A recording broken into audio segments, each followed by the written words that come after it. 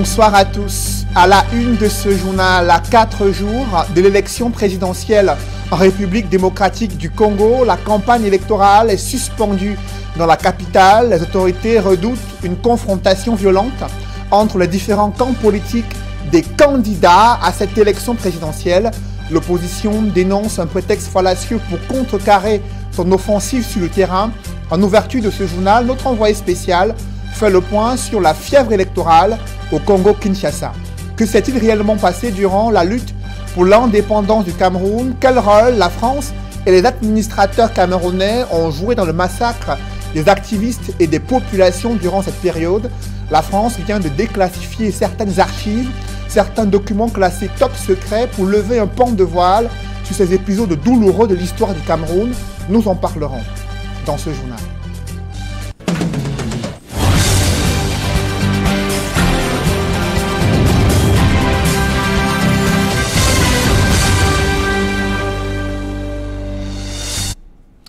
Merci de suivre cette édition complète de l'information sur Equinox Télévision. Kinshasa, la capitale de la République démocratique du Congo, vibre désormais au rythme des élections générales, notamment la présidentielle. Scrutin crucial prévu dimanche prochain. La campagne qui bat son plein à travers des affiches des différents candidats et leurs lieutenants multiplient les stratégies de porte-à-porte. Cependant, certains habitants de la capitale n'y croient pas vraiment. Ils redoutent des violences qui pourraient compromettre ce scrutin présidentiel prévu le 23 décembre prochain à travers le pays, le Congo-Kinshasa. On fait le point avec notre envoyé spécial, Eric Marciandjomo, à Kinshasa, la République démocratique du Congo.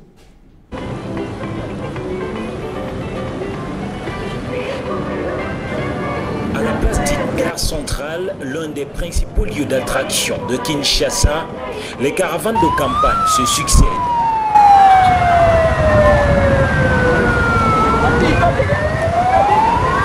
Les multiples boulevards de la capitale congolaise sont ainsi arpentés depuis le début de la campagne électorale, tant par les candidats aux législatives qu'à ceux aux municipales et aux présidentielles. Des élections générales dont l'effervescence de l'approche est perceptible à travers les affiches qui pavoisent les grands carrefours et les artères de la ville. Les affiches les plus nombreuses, et ceci sous différents formats, sont celles d'Emmanuel Shadari Ramazani, le candidat de la majorité présidentielle. Bien en vue aussi, les affiches de campagne de Thomas Louhaka, candidat à la députation tant régionale que nationale. Peu visible au centre-ville de Kinshasa dans les affiches, Martin Fayulu et Félix Tshisekedi, qui s'affrontent pour le leadership de l'opposition et mènent une campagne de proximité tant en province qu'à Kinshasa. Pourtant, plusieurs Kinois doutent encore de la tenue de ces élections le 23 décembre prochain. Nous ne sommes pas sûrs. Sur le terrain, nous ne sommes pas encore sûrs. Puisqu'on nous a dit que des Mouchi jusqu'à Oshoué, on a eu les informations, on a eu qu'une seule machine. Donc dans la province de Maïndop. Moi, je ne suis pas sûr que... Est-ce qu'on va voter avec des machines ou avec des fiches, comment est-ce qu'on appelle ça? Bulletins de paye, bulletins de vote. Bon, là, nous ne sommes pas encore sûrs. Nous ne sommes pas sûrs. D'autres plutôt impatients de changer les choses à travers ces élections n'attendent que le jour J. Dans tout processus, les ratés ne manquent jamais. Mais je pense qu'au jour d'aujourd'hui, je suis candidat, je me suis beaucoup investi pour battre cette campagne. Mais je pense que le 23 décembre, même si à 100%, tout ce que nous attendons ne sera pas réalisé, mais ne fût-ce qu'à 90%, nous pensons que c'est déjà mieux pour que le peuple se choisisse de nouveaux dirigeants et qui doivent les servir de manière honnête et dans toute intégrité. La commission électorale continue à donner des assurances sur la tenue sans heurts de ce scrutin et surtout avec les machines à voter au cœur des contestations de certains candidats de l'opposition. Ils sont 18 000 au total, 18 000 candidats qui vont s'engager dès dimanche prochain dans les élections générales ici en République démocratique du Congo. 18 000 candidats que devront Départager près de 14 millions de votants dans les différentes régions du pays. Pour la Commission électorale nationale indépendante, le plus dur sera la façon de départager ces derniers, puisqu'il faut dire que de nombreux candidats de l'opposition s'opposent jusqu'ici aux machines de comptage mises en place par cette commission électorale pour mieux gérer les 14 millions de votants de cette élection. Pour Equinox Télévision, à Kinshasa, je suis Éric Marcel Djomo. Et à la suite de ce reportage de notre envoyé spécial à Kinshasa, les autorités congolaises ont suspendu la campagne électorale dans la capitale. Elles redoutent une confrontation violente entre les camps politiques des principaux candidats. L'opposition dénonce un prétexte fallacieux pour contrecarrer son offensive sur le terrain. Ils étaient un peu moins de 10 millions d'électeurs malgaches appelés aux urnes ce jour pour élire le président pour le deuxième tour de l'élection présidentielle. Il s'agit de départager les deux finalistes, deux anciens présidents. Et depuis ce soir, le décompte des suffrages a commencé dans une ambiance électrique selon les dernières nouvelles. Certaines générations de Camerounais sont encore traumatisées après avoir vécu dans leur enfance le massacre des activistes et des populations durant la lutte pour l'indépendance du Cameroun. Ces épisodes sombres de l'histoire sont restés longtemps tabous entre Paris et Yaoundé, consignés dans des documents classés top secret. Ces archives viennent d'être dépoussiérées et mises à la disposition du grand public. L'heure est désormais à la déclassification des archives en France, un engagement pris par l'ex-président français François Hollande il y a 3 ans lors d'une visite d'État à Yaoundé. Des précisions avec Donald Brice Kamgan. Pour l'instant, il s'agit d'une centaine de documents déjà déclassifiés et consultables au centre des archives diplomatiques de la Courneuve, d'après des informations disponibles sur le site du ministère français des Affaires étrangères. Le Quai d'Orsay précise que cette première série porte sur les événements de la période 1957-1969. Le travail d'inventaire, de classement et de déclassification va se poursuivre et devrait s'achever en 2019, annonce Paris. La déclassification des documents secrets sur le Cameroun sera menée jusqu'aux archives de 1971, promet le ministère français des Affaires étrangères. Une promesse déjà faite par François Hollande. En visite à Yaoundé en 2015, le prédécesseur d'Emmanuel Macron avait annoncé en conférence de presse, répondant à une question de Séverin Tchouke, que la France était disposée à ouvrir au grand public les archives de la guerre d'indépendance au Cameroun entre 1950 et 1971. Sur la question de l'histoire, j'y suis revenu. C'est vrai qu'il y a eu des épisodes extrêmement tourmentés et tragiques même, puisqu'après l'indépendance, il y a eu une répression en Sanaga maritime, au pays Bamileke, et nous sommes, comme je l'ai fait partout, ouverts pour que les livres d'histoire puissent être ouverts et les archives aussi. Une répression des Camerounais, et notamment des héros de l'indépendance par la France colonisatrice, et qui aurait fait, d'après divers témoignages, au moins 1 million de morts.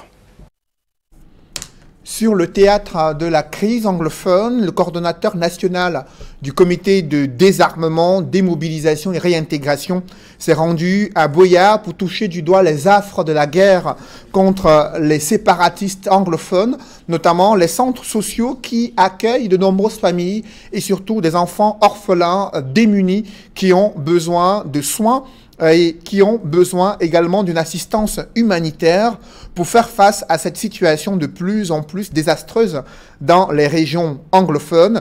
Fayengo Francis, coordonnateur national du comité de désarmement, qui a discuté avec les autorités administratives sur la stratégie à mettre en œuvre pour le désarmement, la démobilisation et la réintégration des combattants volontaires qui souhaitent déposer les armes. Alors que la situation ne cesse de se dégrader dans les régions anglophones, quel bilan peut-on faire de la mise en place de la commission du bilinguisme et du multiculturalisme pendant que les populations déplacées crient à l'insuffisance de l'assistance humanitaire? La commission Moussongué, elle, se félicite des actions qu'elle a menées sur le terrain et se distribue des médailles du côté de Yaoundé. C'est un compte rendu que signe Gizogo.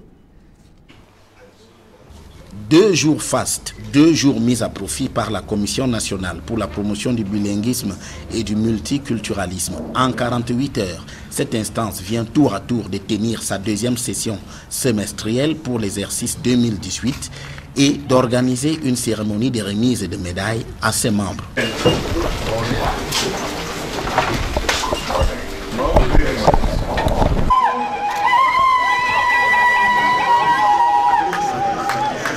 5 mois après la première session tenue le 25 juillet dernier, la 2e session a procédé entre autres à une première évaluation de la mise en œuvre des statuts de la Commission pour la promotion du bilinguisme et du multiculturalisme. Elle a aussi examiné et validé les textes devant régir la gestion des personnels de cette instance. Puis, dans la foulée, est venue l'heure des récompenses aux membres de la Commission par le biais des médailles. Au total, 9 distinctions honorifiques allant de l'ordre de la valeur à l'ordre du mérite camerounais, en passant par ceux de commandeurs, d'officiers et de chevaliers ont été décernés. C'est donc en reconnaissance de leur contribution à la fois riche et fructueuse que les récipiendaires de ce jour ont été retenus à l'issue d'une sélection rigoureuse.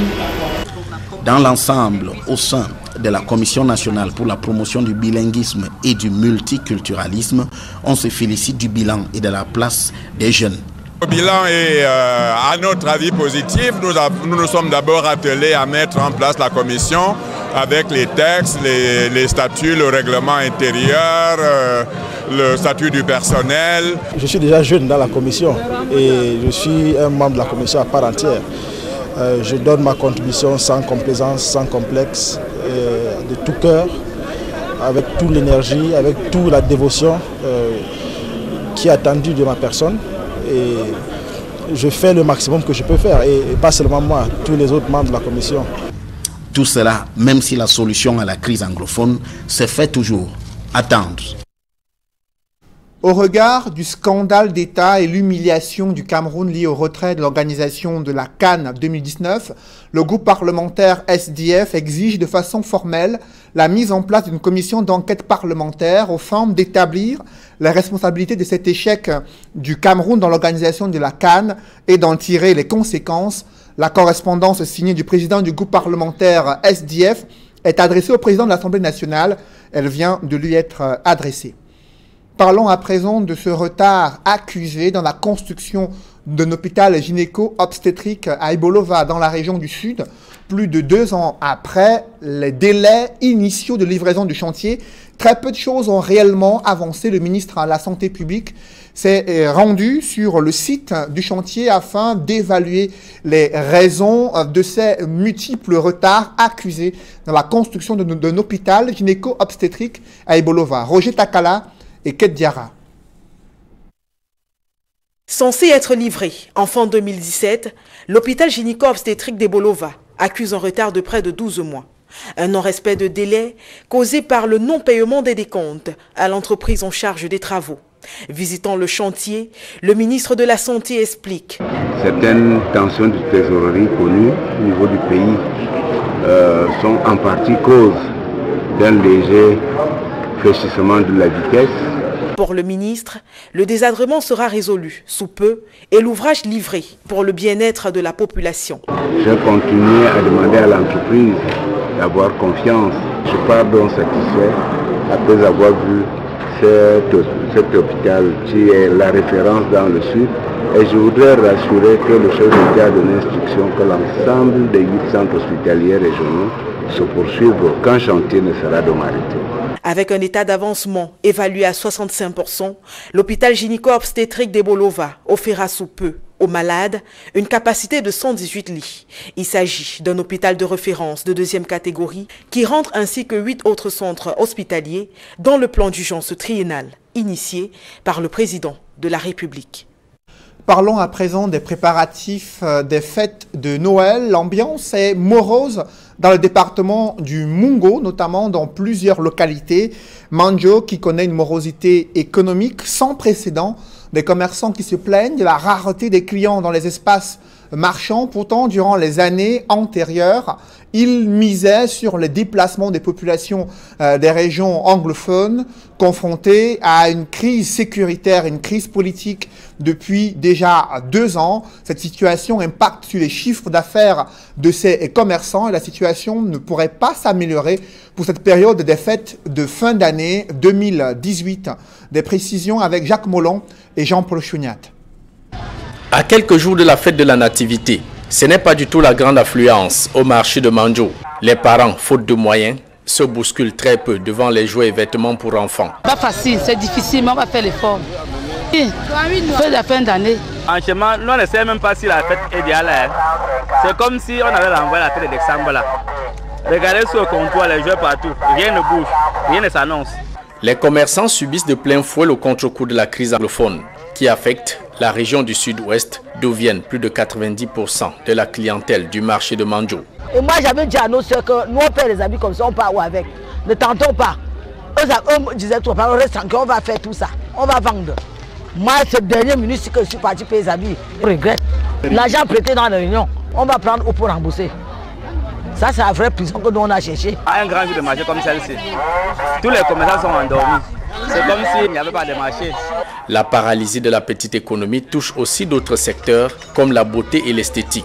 Les coiffeuses se rongent les ongles à longueur de journée. Vous voyez, c'est chargé partout, mais il n'y a pas d'argent. C'est trop dur.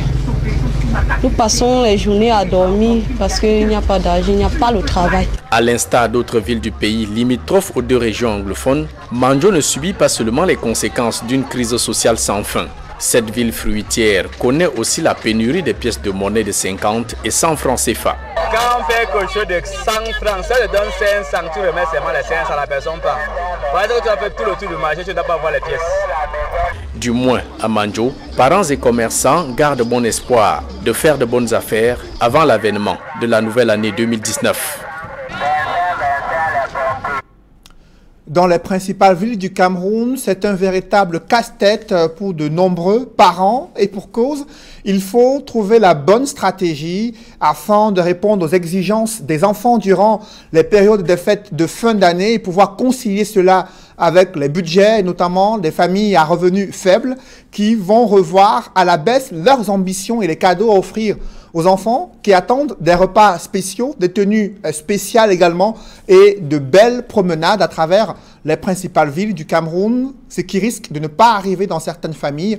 Évocation avec Kediara dans ce reportage. Plus que quelques jours d'attente et elles seront là, les fêtes de fin d'année. Véritable moment de joie, de partage et de communion, à condition toutefois d'avoir les moyens pour. Dans les artères de la ville de Douala, véritable centre des affaires, le Camerounais moyen appréhende la venue de ces fêtes. Même les joueurs là, ça me dit absolument rien parce que je n'ai rien pour leur donner. Si je dis qu'elle est trop faite, je ne sais pas si je vais pouvoir me battre à ce qu'ils mangent au moins. Et pour les habits là, je ne sais pas, ils peuvent reporter toujours, on va relaver les anciens habits et remettre. C'est encore dur jusqu'à, j'attends encore qu'à la dernière minute pour faire même quelque chose pour les enfants, c'est fort. Si dans les années antérieures, c'était l'occasion rêvée pour faire plaisir à son entourage et aux tout-petits, aujourd'hui, sous le poids de la conjoncture, les parents peinent. Avant, c'était pas comme ça. Avant, en fait, il y avait un peu, c'est comme si au fur et à mesure que les années passent, l'argent est retenu ou alors les activités ne donnent pas. Bon, cette année, c'est un peu difficile, mais on se bat. Dans toutes les façons, on va se battre. Comment vous voyez, si vous avez les clients, en quelques jours de la fête, vraiment, c'est négatif. Pourtant, il faudra bien se faire plaisir et le leur faire à leur tour. Si pour certains, l'heure est au grand rafistolage des moyens disponibles, d'autres, à court d'argent, pensent déjà développer des stratégies, a fait sourire les plus sérieux d'entre nous. En ce qui concerne ce 1er janvier, ça serait comme d'habitude, un bon couscous jaune, ça me suffit. Hein. Et par rapport aux enfants, si ça ne va pas, comme ils veulent manger le riz, sauce, tomate ou quoi que ce soit, l'envoie même chez un voisin ou chez un frère. C'est mieux là-bas. Malgré la rareté de l'argent et la cherté des produits sur le marché, de nombreux parents spéculent et tentent de dresser un budget, quitte à ne pas pouvoir le respecter plus tard. Je me prépare avec 100 000 chaque fois pour mes 2 enfants, pour les faire l'essentiel, quoi.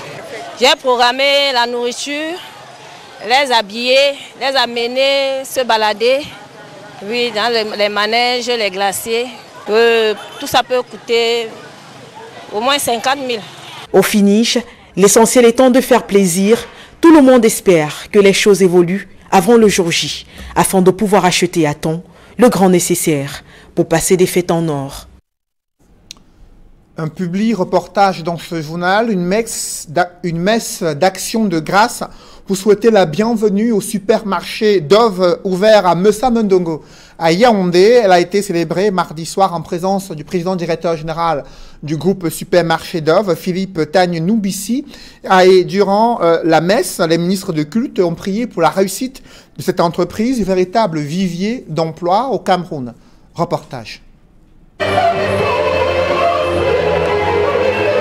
L'ouverture de Dove Messa Mendongo est certes le fruit de la vision et de l'engagement d'un homme. C'est surtout la volonté du Très-Haut, sans qui rien de grand ne peut se réaliser. Chantez le Seigneur et célébrez-le dans tout votre cœur. À tout moment, pour toutes choses, rendez grâce à Dieu le Père, au nom de notre Seigneur Jésus-Christ. Voilà qui justifie cette messe d'action de grâce qui a permis, le temps d'une Eucharistie, d'élever des prières vers le ciel afin de remercier le Seigneur qui a permis que Dove Messa Mendongo voit le jour. Reconnaissons que tout vient de toi, Seigneur, ce que nous avons et ce que nous sommes.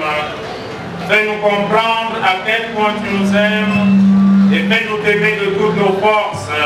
Par Jésus-Christ, ton Fils, notre Seigneur et notre Dieu, il y a rien avec toi dans l'unité du Saint-Esprit maintenant et pour les siècles des siècles. Amen. Sous la direction de l'abbé Désiré Essama, curé de la paroisse de Messa Mendongo, les ministres de culte n'ont pas fait l'économie des mots pour invoquer toutes les bénédictions possibles sur ce nouveau-né dont la venue va contribuer davantage à la création des emplois et par ricochet à la réduction du chômage ambiant qui mine la jeunesse camerounaise. Une messe d'action de grâce est une célébration de reconnaissance.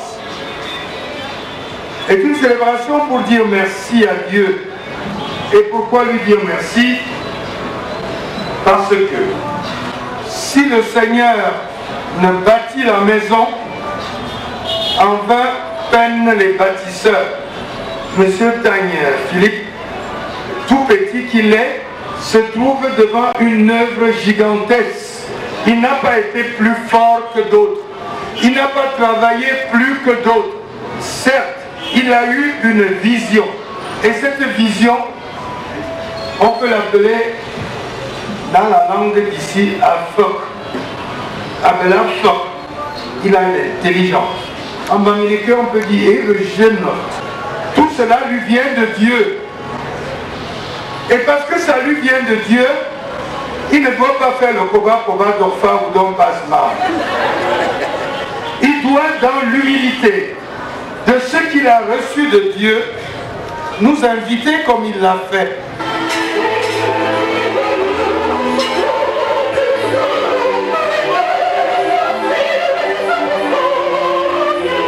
Dans la foulée de cette célébration eucharistique, l'abbé Désiré Essama a fait le tour du propriétaire, laissant tomber sur Dove Messa Mendongo ainsi que sur ceux qui vont y travailler une pluie de bénédictions, afin que les activités qui vont s'y dérouler ne rencontrent aucun obstacle.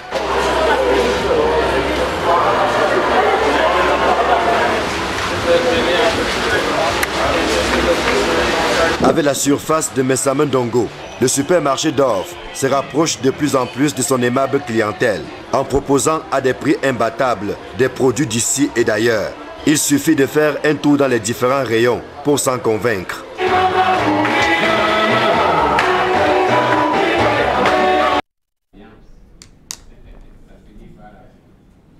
Mesdames, messieurs, c'est la fin de ce journal. Merci de l'avoir suivi. Juste après cette édition de 20h, retrouvez Serge Alain Autou et ses invités pour le débrief du journal sur le plateau d'Equinox Soir. Serge Alain. Commission nationale du bilinguisme et du multiculturalisme, pas plus de 2 années d'existence, en 2 sessions, plus de 2 médailles distribuées. Alors que la situation humanitaire ne cesse de se dégrader sur le théâtre de la crise anglophone, cette commission Moussongé estime avoir mené de bonnes actions au point de se distribuer les médailles entre différents membres de la commission. Pourtant, elle était chargée de pouvoir promouvoir le bilinguisme et restaurer la paix dans les régions anglophones. Sa contribution a-t-elle été à la hauteur des attentes? Ses membres estiment être satisfaits. Par contre, la situation sur le terrain dévoile qu'il y a de sérieuses raisons de croire que cette commission n'a pas véritablement réussi à convaincre le président de la République d'aller bien plus loin que la stratégie sécuritaire utilisée jusqu'ici. Les documents secrets sur l'histoire du Cameroun sont désormais, on peut les consulter. 3 ans après l'engagement pris par l'ex-président français François Hollande, le Quai d'Orsay vient de rendre public des documents classés top secret il y a une 60aine d'années concernant l'implication de la France, des administrateurs camerounais durant la lutte pour l'indépendance du Cameroun. Quelle a été la hauteur de la gravité des massacres sur les populations en pays bamileke, dans les pays Bassa également et dans d'autres régions du pays? Quels sont les auteurs de ces actes? Comment ces mécanismes ont été mis en place? Les premiers documents sont désormais consultables en France et la France a promis de poursuivre la déclassification afin de mieux édifier les Camerounais, mais aussi les Français, sur le rôle joué par les différentes administrations durant la lutte pour l'indépendance du Cameroun. Voilà, madame, monsieur, c'est donc l'essentiel d'Equinox Soir, deuxième partie, dans le débrief. Bonne soirée à vous, Cédric. Bonne soirée à vous, Serge Alain. Rendez-vous demain, 20h. Rendez-vous demain. Dans un instant, Equinox Soir, deuxième partie, le temps du débrief, toujours en compagnie de nos 4 invités.